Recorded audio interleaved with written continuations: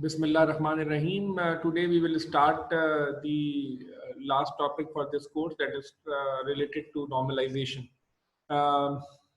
This is an important concept with respect to relational database systems. So whenever we are working with the relational data models, and let's suppose you have done with your ERDs or entity relationship models or extended entity relationship models. Now we will discuss that whenever we are building those schemas, we have to see that whether our relations are normalized or not. That is the concept which is very important, and we will try to understand in this lecture.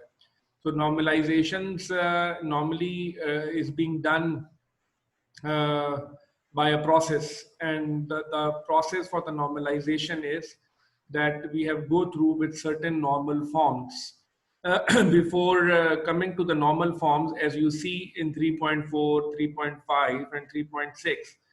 First normal form, second normal form, and third normal form. Before coming to the normal forms, the most important thing is that why we do the normalization. That is important concept.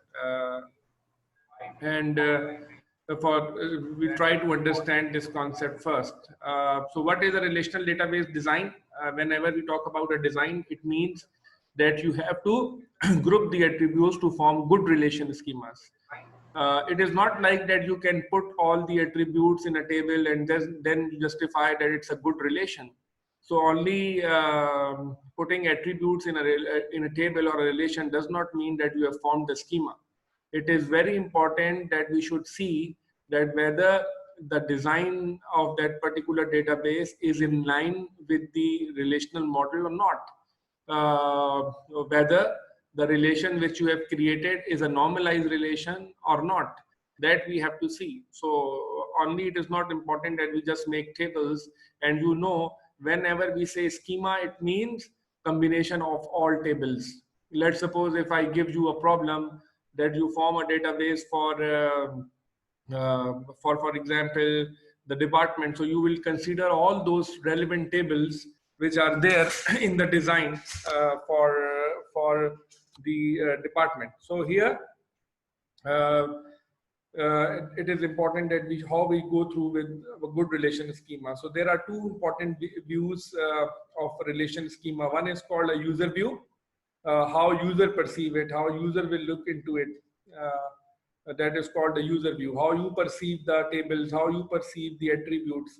And second important thing is that how those base relations are being stored, what is their relevance, how they are related. So there are two important concepts when talk about the relation schema, and you can remember that we have also discussed the three schema architectures where you have seen that that in the three schema architectures that we have the external view, then we have the logical view, and then we have the physical view. So whenever we talk about the user view or external view, it means that how user perceives the data. In the logical view, we see that how that is being linked, what are the constraints which you have defined over the relations, how logically they are connected. So that is the logical view. Normally, our ERD model also help us in forming the logical view. And if you go through with the normalization process, that will also give you the logical view. The second important aspect is about the base relation, and of course we will see further on that how the base relation will be preserved in the database. That is also important. So design is concerned mainly with the base relation. What are the criteria for good base relations that we have to see? For this, we first discuss the guidelines for good relational design. So then we discuss the formal concepts of functional dependency and normal form. You see, these are the normal forms: first normal form, second normal form, third normal form. Then we have a boycott normal form that is called BCNF, and then we have fourth normal form. We also have fifth normal forms. So there are various kinds of forms which have been defined and those which we'll consider whenever we see a relation. So by looking into the relation, we can find out that which normal form is in this relation is and how we can resolve it. ठीक है? In a normal form, whenever we are performing the normalization process, one concept which is important to understand, that whenever we apply the normalization process, first thing is that there will be some sort of violation in particular relation. So normalization is a process by which we normalize the relation and remove any kind of anomalies which are there. Okay, if there are anomalies in a relation, we have to remove it. How we remove it? By applying the definitions of normal form. And always remember that if there is an anomaly in a relation, and if we want to remove that anomaly and to apply a normal form, normally what happens is that the relation breaks into two or more relations. तो एक table break हो जाता है दो या दो से ज्यादा टेबल्स में. Or in the same way we perform it for all the tables, and then we can finalize the schema.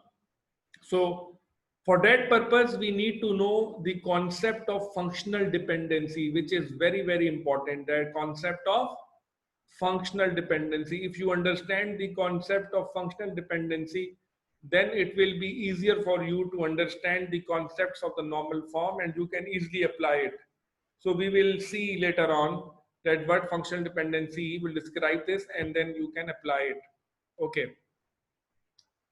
Now, if you go with the guideline, first guideline is number one, the informally each tuple in a relation should represent one entity or relationship instance.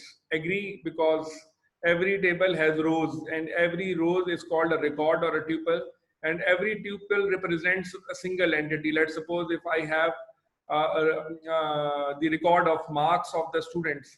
So maybe I'm talking about student 101, so it is one entity, and then I talked about 109, it is another entity. So every relation describes the tuples, which basically are the entities, and in other words, we also can say them the relationship instance.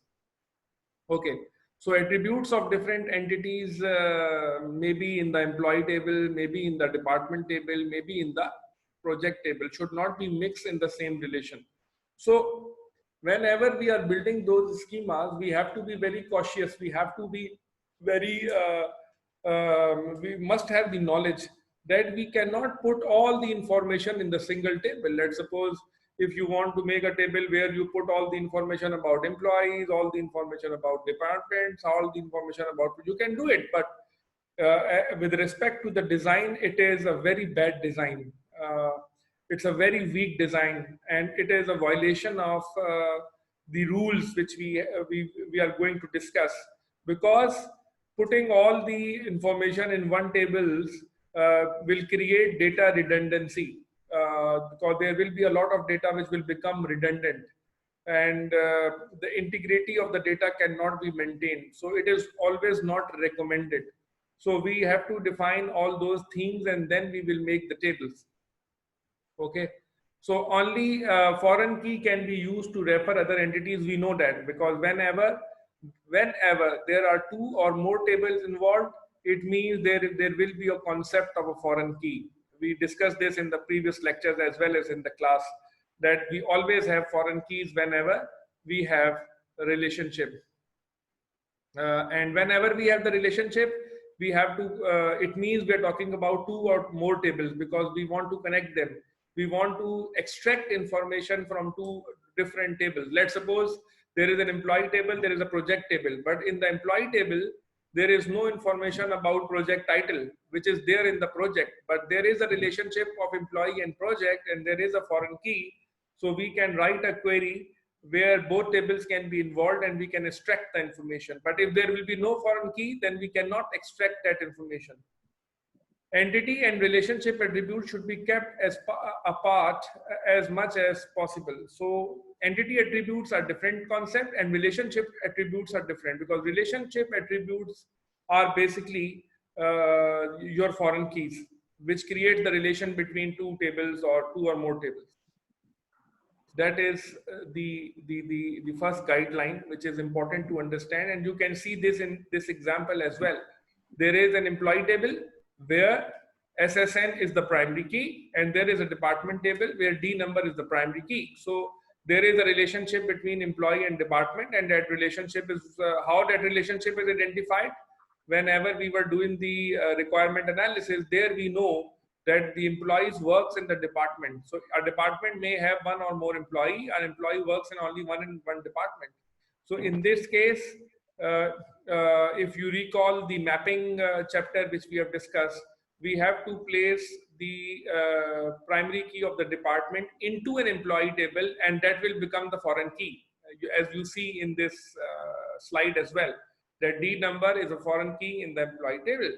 Similarly, department is a separate table and department location is a separate table, and you can see there also in the department location there are two foreign keys. Why? Because it is dependent on both the department number and location. So department number and location both are important to understand that how many different offices are there. Similarly, we have the project, and you see the D number is the primary is the foreign key. Why? Because D number, or why D number? Because the projects are being governed by the department. So a department can have one or more projects.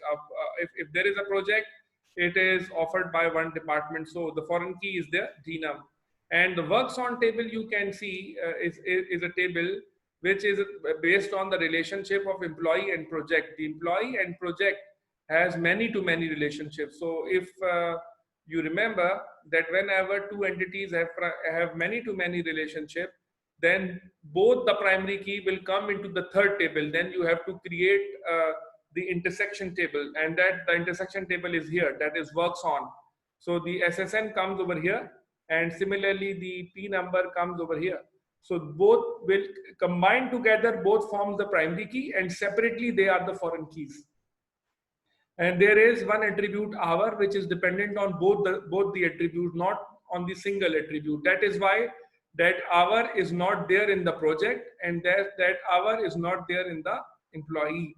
So that is the schema we have, and that is the way by which we can have the foreign keys.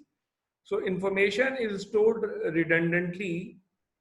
Okay. The important thing here is to understand the concept of anomalies. What is an anomaly? Anomaly means any kind of sort of distortion or any type of violation or any type of conflict. Normally we call it anomalies. And anomaly basically can be categorized as three types. Here you can see insertion anomaly, deletion anomaly, and modification anomaly. Now, briefly, I can tell you what is insertion anomaly. Insertion anomaly is that if you want to add a fact into a particular table, but you cannot add that fact until that fact is defined in another table. So there is a restriction. So you cannot make an insertion until you have that information in the other table. That is called insertion anomaly. You can see in the previous diagram here, you can see that let's suppose there is a D number as a foreign key. Now here you want to enter a record where D number is, let's suppose 75, but that 75 is not in the department. It is not defined over here. So if it is not defined over here, I cannot enter this information here. That is the concept we have when we talk about insertion anomaly. But here in the previous example, there is no anomaly because here we have introduced the foreign keys. I am talking about those tables where there are no foreign keys. So here those anomalies are termed as insertion anomaly. Deletion anomaly means if you delete one information or one fact from one table, you have to delete the fact from the other table as well.